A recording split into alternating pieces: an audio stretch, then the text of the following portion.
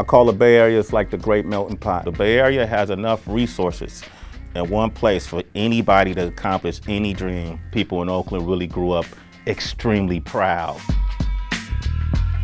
Culturally, the Bay Area has been so significant in hip hop. A lot of people have come to the Bay Area and what we call borrowed the energy. I come from a hardworking family. My grandfather instilled a lot of values in us when it came to work ethic. The first job I had was at 15 years old. I worked at a burger franchise called Quick Ways. It was something about working hard and then getting paid for it made me want to work even harder and get paid even more. But at the same time I was doing these jobs, my partner King Tech and I were also writing music. And the money we were making from the jobs, we were using to pay for studio time and buy equipment. I won to enter the rap contest in Northern California at a place called Southland Mall. The radio station KMEL was doing. I ended up winning that rap contest. They would play a song of yours on that station. KMEL was the biggest station of its kind, the most progressive station at that time in the country, and broke the most artists. So my partner King Tech entered a DJ competition. He won that, and we were allotted 40 minutes to do a mix show. We hadn't done radio to that point, but we had already had so much experience from performing at Pier 39. Pier 39 was like a breaking ground. It was a way to be discovered. It was a way to get feedback. It was a way to kind of hone in on your skills and get you ready for your next goal. What we did in that 40 minutes had never been done. That particular mix got so popular that the phones lit up. People in the Bay were calling from every city, like, who is this? So we got invited back the following week and kept getting invited back. We came up with the concept of, instead of doing a mix show, why don't you give us a weekly show?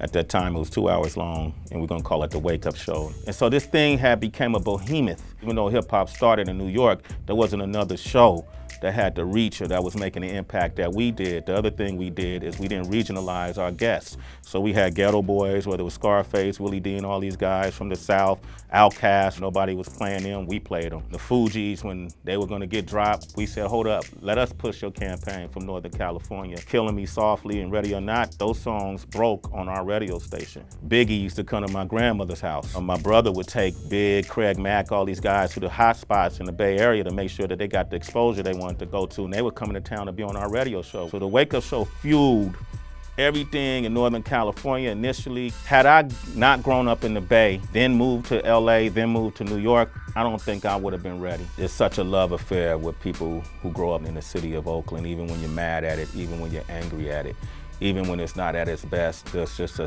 strong sense of loyalty that never leaves you. All I ever wanted to do was, to those who were considered to have nots necessarily, of those who grew up watching me and my partner's journey, I just want to keep them inspired and let them know, hey man, I grew up on 23rd Ave. I went to Massey to Bret Hart Oakland High. I went to Merritt College, junior college, just like you. Sway Calloway Day don't mean nothing to me other than if that guy can get a day, or if that guy can do it, then I know I can do it and do it 2 times or 3 times over. I'm not big on awards or receiving that type of acknowledgement unless I could give it to God and give it to those who come around me. So I think it's an amazing thing.